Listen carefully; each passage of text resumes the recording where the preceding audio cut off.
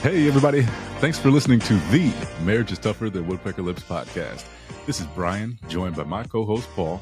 We'd like to welcome you to a community meant for the men of the world to share their thoughts and perspectives on marriage. We can learn from each other's experiences and help each other be better husbands. This week, we'd like to start a brand new idea for you guys where we're going to be ripping off of some fun, lighthearted topics. The series is going to be called Wedded, Bliss, and Other Lies. And the first topic we're going to start with is the unspoken rules of marriage. All right, before we hop in, just like always, welcome. If this is your first time, we appreciate you checking us out. If you've been rocking with us for a while, we thank you for doing that. But if this conversation is funny, if it hits, if it is engaging, or you'd like to just share it with someone, we'd appreciate that. If you get any value out of it, and you can just search Marriage is Tougher on any social media platform, or you can go to marriageistougher.com, click the comment form and fill out the contact form, and we'll get back to you. We really appreciate you. If you'd like to be a guest, you can do the same. Just reach out to us. We'll talk about a topic and figure out how to get you on. We appreciate you again, but let's get into this episode. Yeah. So the unspoken rules of marriage. I think this is going to be fun.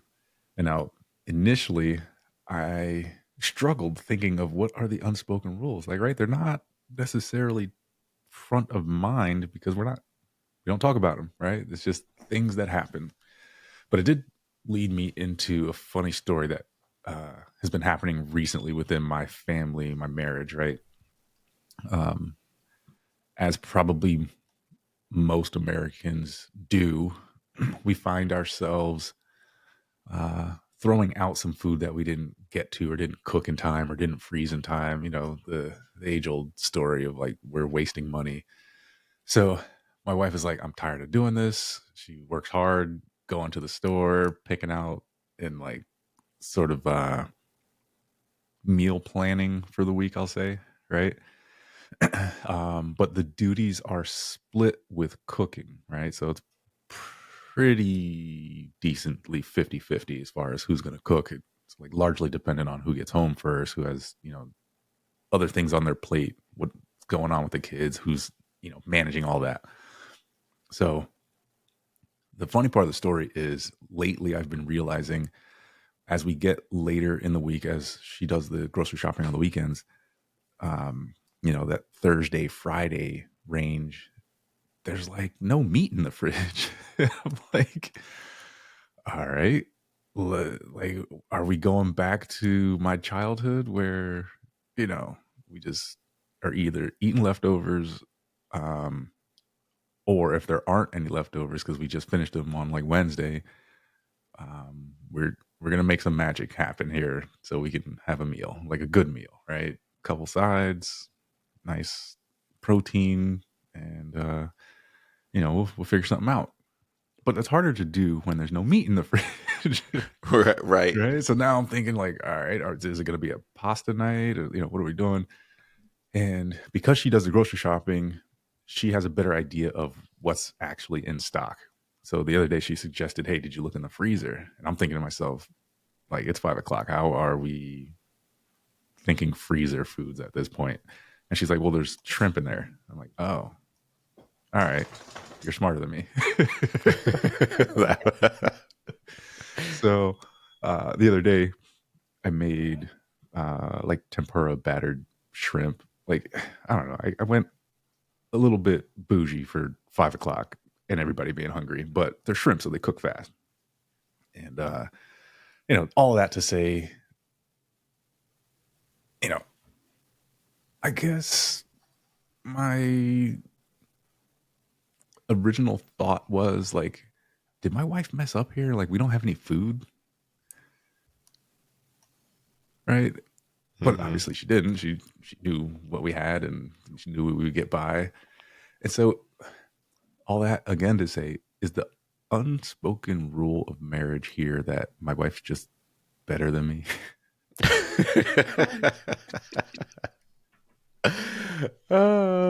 Start off just knowing that and you're good. Right. That may be the case. I mean, it's funny. As you were talking, I was thinking, man, like I could really go for some shrimp right now. But They were so good, bro. your rule is it's it's almost like yes, but I think the rule is we see everything different, Mm, right? That's the that's the rule. Like when in doubt, lean up to your spouse because they probably see it differently or they can handle it differently. I feel like one of the unwritten rules is for my daughter is if you want something, ask daddy. But if you don't want something, ask daddy, right? So it depends on what it is, right? right. So uh, I think it's ask based on what it is. So if it's, do you want to do something fun? It's probably going to be dad. Ask him first, right? But if you Hmm. want to get something, like purchase something, ask mom because she's going to be all for Right, right, it. right. Yep. So yeah, they're just different rules like that. I think there depends on your house. There's always something that is just unspoken that you kind of just started doing, Right. and that is it.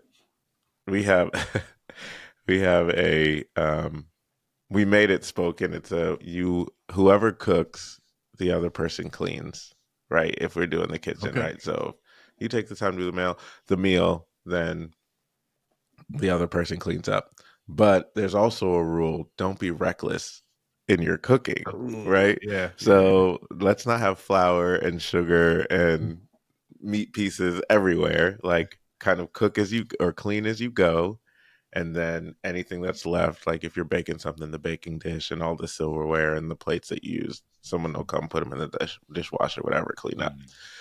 So it's it's always funny when the cook, the person who is enjoying the dinner, not cooking it, also has something to do after dinner, right? Right. Yeah, yeah. So it's an unspoken rule that we've made, but then it's also very lenient if obviously someone has a meeting or has to run, a child somewhere, then you're like, oh, like I'm the cook and the cleaner today.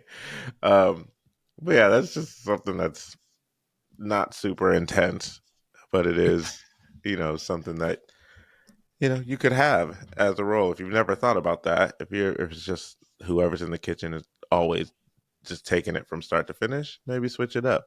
But Yeah. So for us in that situation, it's a little bit different with three little ones. hmm Um, and I find myself as of late deferring to her for what she wants to do. Right. So either one of us will cook, and then that starts to meld into, showers and baths for the kids. hmm And it's like, all right, how crazy is the kitchen? What else needs to be done downstairs? And who's going upstairs to take care of the kids, right? Um, but I found myself deferring to her to whatever she wants to do, right? Now, what I will say about this is I haven't had this conversation with her, but I will typically notice what she wants to do because she'll start gravitating towards it, right? If she wants to hmm be in the kitchen and have some time away from the kids, then like she's in there, she's already doing stuff. And then like she'll tack on like maybe some laundry or like something like that. So on one hand, I also mimic that. So if she chooses that she wants to be upstairs with the kids, maybe talk to Cheyenne, have a solid conversation, this, that, and the third, I'll go and start the dishes, put a load of laundry in, try to get it folded. That doesn't always happen, but hmm the intent's there. Um, and I think it's made our nighttime marriage life a lot smoother to just let her do what she wants to do. The rule of deference. Yes. And penance. because I feel like she for so long has had to do so much of it on her own that I'm Mm-hmm. just like, you know what? I deserve this. You choose. I'll do either. Whatever you want. Right. So sometimes it's like she'll choose the easier one, and I don't know if that's purposeful. Like I just want a break, so I'm just gonna. And there's like a light dish night, so I'm gonna do the Mm-hmm. dishes. I'm like, all right, cool. I'll be up with the kids, or vice versa. Sometimes Cheyenne, we usually start her first because her process is long. Um, so sometimes she'll start early and you get an early night upstairs. If she's feeling that, then hey, go ahead and do it. But that's been very much unspoken as of late in our marriage. There was there was another one that I was thinking of too that has been very much unspoken and it's slipping my mind at the moment. I need a notebook. It's wild. I think, yeah, thinking of things like that. I think it's unwritten of. It's very well written, but also unwritten. We don't talk about it. Is different meats that are cooked outside, Okay. right?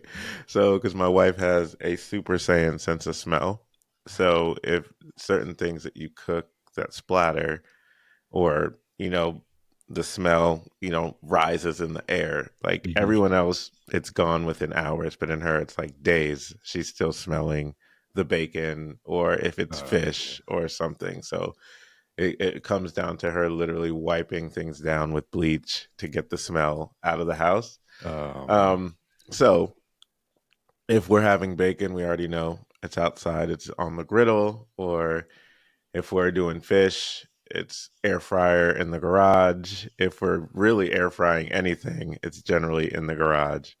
Um, and so for anyone that has a spouse that has, super strong sense of smell, it's kind of a thing that it's just like, all right, if I'm having this thing, like I'm outside. And if it's freezing, all right, I even go to bringing the air fryer inside to warm up and then like taking it outside to actually do it. So tots, chicken bites, if we're air frying bacon, if we're doing sausage, like that's just outside. That's one of our unwritten things that you don't even talk about. You only talk about it if someone else is trying to do it that doesn't know the rhythm. And you're like, okay, actually, we just do. It might seem weird. We do that outside. Easier in the summer, um, when the Blackstone's out and it's Hmm. just out there and it's warm, right? But otherwise, it's air fry central. So that's kind of a. Love that. I've never thought to cook those types of foods outside regularly for that reason. Like there's oftentimes we'll grill fish and do the things outside just because that's what we're wanting at that time. But Mhm. man, to avoid the lingering smells, that's clutch. That's crazy because I'm that one. I'm the one who Mhm. smells it for days. Yeah. Wow. Okay, there you have it. Who knew? But I wonder. I'm not sure if she does because again, that's not something we've spoken about. Hmm. But oh man, I love that.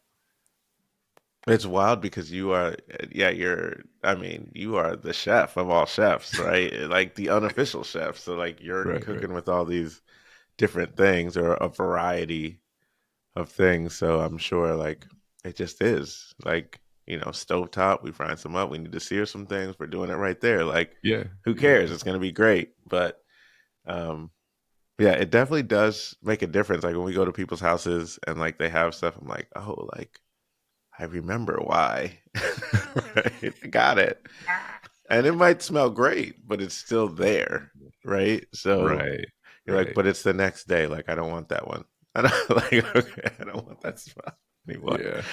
Like, What we've started doing, um, speaking of smells, all right, so let's have a real conversation. Let's talk about garbage smells. okay. All Yeah, right. yeah. We I don't know which direction to go with this. I want to say let's think about opening a pack of chicken, Okay. right? And we cook the chicken. What do you do with the package so it doesn't start stinking in the garbage, right? I rumple it up, make it as small as possible, and then I put it in a like grocery bag, like a plastic grocery bag, wrap it up. Yep. Um, and I toss it in the trash, depending on how big the container is. I may take it just straight out to the can outside. Yeah. Yeah. Yeah. So we have an issue with squirrels in our area. So I can't, well, outside of winter months, I can't do that Mm. necessarily because they will dig straight through the lid of our can. And it's like one of those $100 wheeled bins with Mm-hmm. the, hinged lid. Um, I at one point, this is going a little off topic, but I at one point had our recycling going out, and it was a windy day. Our neighbor's can like tipped over or whatever, so I picked it up, put their stuff back in, and um, there was a quote unquote empty peanut butter jar there. And I was like, all right, I'll just take that and put it in ours. And I came home to holes in the lid of that Oh my can gosh. because the squirrels are just crazy. Um, so I don't often do that. The solution I've come up with is I bought rolls, different size roll bags off of Amazon for our sealer, our Mm-hmm. vacuum sealer. And so I kind of went through the consideration is this worth using this length of bag to prevent the That's smells? wild. But I just considered like, yeah, they're pretty cheap. So yeah, I now put them like again, fold them up as fast or as much as I can. So I'm not overusing bags, but Mm-hmm. I seal them, throw them in the garbage, and not have to worry about it anymore. That's amazing, actually. Yeah, You have it's a clutch. vacuum seal. Why not do that? Right. It's clutch. Because you got to And then buy the rolls anyway. So, exactly, exactly. And then we have another standing thing that I do. We jokingly call it. Wow, I'm having struggles with my speech today. Jokingly call it freezer poo. So okay. I want you to think about like all the drippings that can't go down the drain, grease, and you cook Mm-hmm. bacon. Like, what do you do with that? Right? You can set it somewhere, wait till it hardens, throw it away. That's not a big deal. But what if it's like fish grease or the drippings from a roast or you know? So what I do is I let it cool, put it into a Ziploc bag, throw it in the freezer until garbage day. Mm. I never thought about that. Yeah, that one works well until you forget about freezer poo, Yeah. and it's just there. That's the only thing. It's like, ugh. Yeah, yeah, That's actually amazing, though, because and then you have to think about it, and then garbage day, it's gone before it thaws. facts. Even in the summer, Yeah, yeah, pretty generally much. speaking. So, Because our garbage usually comes pretty early in the day, so you just got to remember to grab it though. yeah, that part. Why is that dude sprinting down the street with a plastic bag? What's in that bag? Yeah, yep, yep, yep. So I don't know, man. That was newer, newer things we've started to do. Yeah. Yeah, I'm trying to think of, I don't know if I have any other rules in that nature, but it was fun to talk about. Um, I think I have one for you because we personally have spoken about it before. The vehicles. Who cleans off the vehicles? Oh, tough. Okay. Unwritten rule of the vehicles is, in essence, take care of your own. Oh, Um, s- that went differently than I thought it was going to. so Crystal is the more meticulous one. Okay. Um, and she has in the past been the one to just take both cars and do them like she gets it's therapeutic for her. like get in all the nitty gritty things where, go in one way, come out the next way. Um, so then I think within the last, well, no, she's always had the nicer car. We'll say that. Usually I Okay. have, Hey, mama gets the a good one car. that's paid off, the one that's, on its, not its last leg, but like that. So I'd say I'm a little bit more lenient on, and it's usually just me or my daughter, like those the pickup drop off. So if it's anything, it would be like her stuff, crumbs and all that when she was little. Mhm. But it'd only be in that section, right? Wherever she was sitting, that's where it'd be. Everything else would be pretty legit. So yeah, we got the membership where you can go through said cleaner and use the vacuum and all that. And so Crystal goes enough to use the membership. I recently was like, I'm not paying for this membership because I barely go. But I think that is the unwritten rule. It's like, if you want your car clean, go get it. Now, there will be comments made about said car. And the unwritten rule, I would say, is if Crystal's getting in my car, make sure that I clean it so that I don't get clowned for anything that's out there. But Right. so yeah. And so it's different in our household. Unspoken rule: Katie's not cleaning her car. If it's gonna, like, she might like pick some stuff up from the kids, or this, that, and a third. I don't know that she. Wow, I don't know if she has ever taken her car to the car wash. And more times than not, if I'm doing it, because I probably only do it a few times a year, should probably do it more. Um, I might just wash it in the driveway because I have like the power washer and Hmm. the attachments to be able to do that. But then when it comes to my truck, I take it to the car wash. Right. Hmm. Um, and I was paying for a a subscription, I guess you'll call it. Um, the thing about it is I put these racks on the back of the bed, and now when I go in, they turn off the top brushes so it doesn't like tear that up, or vice versa, tear the machine up, which I understand. But now that means like I can't use your car wash anymore. So I'm either going to have to go to one that is brushless, which if you get the right scenario, they work pretty well, or go to one that I have to be outside spraying it, which I don't want to do unless I'm like in the mood for it. But if I'm in the mood for that, that means I'm going through the whole thing. Right. Right. Right. And that's what I find myself doing with her car now, but more or less in the driveway, right? Like I own a cleaning company, so I have all these tools at my disposal. And I'm like, all right, this needs to be vacuumed. Am I going to go get the shop vac, or am I going to go get a backpack vacuum and really get in there? All the crevice tools and everything, right? So that more or less like depends on the day if I feel like going or being extra. But it's never like her asking me to do it. It's me getting in one day and like, oh, this thing really needs to be cleaned. I better get on that. And then she's thankful when I do it. But Yeah. that's a major unspoken rule. Like, daddy is responsible for the cleaning of the cars.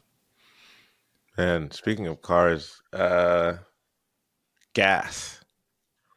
So I try, and it's one of my things is to make sure that she doesn't have to get gas. Mm. So the thing about that is, I just it's just a thing, right? I think, well, it's two things. It's one, it's usually an inconvenient time when it's like, okay, like, or two, like, you know, it's a time suck, not like she doesn't have, like, it's like, okay, it'll take 5 to 10 minutes to stop, blah, blah, blah, and who knows. So I try to get gas in her car whenever I realize that she needs gas. Um, and sometimes she's like, that's out of the way. Like, I'd rather have you in the house than leave the house to go get me gas. Um, but also, there's times where I get into driving and it's like negative E. And I'm like, how are we even in the? How did you even get home? Like, how did you even like? Did you not see that? And so then it's like, okay, like, am I gonna make it the 3/4 of a mile to the nearest gas station? And at that point, it's like, okay, like then it's like, all right, do I have the cans ready? Like, if I need to come back and get it, like, how cold is it? Is it rainy? Like, I need to get this gas right now because God forbid I don't want her to be stuck with no gas. Like, I don't want Yeah. that to happen. So, um, I think it's an unwritten rule that I'll try to get gas because she'll make a comment like, "Do you not love me anymore? I don't have any gas in my car." Ah, Like, I love it. but it's all jokes. It's all jokes. Yeah, Or yeah, yeah. you haven't got me gas in like 2 weeks, like something like that. Um, so whenever we're driving together, because we usually take her car because it's bigger. Then I see it, then I try to stop and get it. Otherwise, I may ask, or it's a random time I'll get in and to get something. I'll be like, oh, it's time to get gas. And so, yeah, that's the thing. But also, I think I'm more of I pay attention to the prices. So, Okay. like, I'll go and get it where I know it's cheaper, or she just goes and get it where it's convenient. And it Okay. may be a difference of a half a mile, right? But it might be a difference of 20 cents. Okay. So That's I'm like, okay. So there's multiple reasons behind the rule, but that's kind of the rule. I got you. Yeah, we don't really do anything with gas. She gets her own gas. Um, Although she doesn't drive much, right? Like her office is legit 5 minutes away from the house. All right. So not a long commute, obviously. And then the only other places she's going is like she has to take the kids somewhere, um, grocery shopping, right? Other shopping ventures or whatever. But outside of those things, another unspoken rule is daddy's driving. Hmm. And I think it's preferred by both of us. Because if I'm being honest, sometimes she scares me a little bit. But then secondly, I'm just more comfortable being in control. So again, that's a little At fun. least we know Yeah. the real reason. Right. Second reason is the real reason. Yeah, yeah, facts. Um, so there's that. Yeah, I feel that. And I'm gonna have to protect the back of my head when she hears this episode. But Mm. we out here. That's funny. Yeah. Yeah, driving unspoken rule is I defer to her because she has really bad motion sickness Right. and she'll even make herself motion sickness while she's driving. So I had to learn how to drive so that she wouldn't get sick. Um, so I'm one of the few people that can drive her. Like even Okay. when like it's to the point like even if we go out of town, depending on where we're going and what we're doing and how long we'll be there, we'll rent a car just so she's not sick. And even if Okay. like we go to her sister's house, sister lives by herself or her mom's there, could fully take us everywhere, but they both get motion sickness. So like we'll Mm, take two cars everywhere because it's not worth one of them being sick to not enjoy whatever we do. Um, right. so it's more so the unwritten rule is just ask her if she wants to drive. Fair. So if we're Fair. driving together, hey, do you want to drive? And sometimes she'll be like, no. Sometimes she'll be yeah. So other than that, we can have a different episode about driving and who thinks they're better drivers. But Yeah, yeah. as we're as we're pushing up on time on this, I'll just say unwritten rule: ask her if she wants to drive when it comes to Yeah. driving. And full transparency, before we started recording, we're like, are we gonna get 20 minutes out of this? And now we're pushing 30. So Yeah, I'm glad that it went well. I'm glad that we had enough to talk about. Just, kind of going off the cuff here. But one thing before we close out, and as Paul always close out, I'll let him do that. I just want to say we are looking to engage with you guys more. Um, we are having fun having these style of conversations. So expect more is all I really want to say. As we have developed a list of fun, relatable topics that I think everybody kind of deals with. But Yeah, that's it. Absolutely. So if you enjoyed it, hit us up searching Marriage is Tougher on any social media channel. Let us know if you liked it, if you hated it, whatever. Um, Also, on any podcast platform wherever you listen, please leave a comment or a review, and like the video, subscribe wherever you catch us. We'd really appreciate that. And just so you can stay up to date when we drop our episodes. Other than that, we appreciate you and we will chat with you guys later. Peace.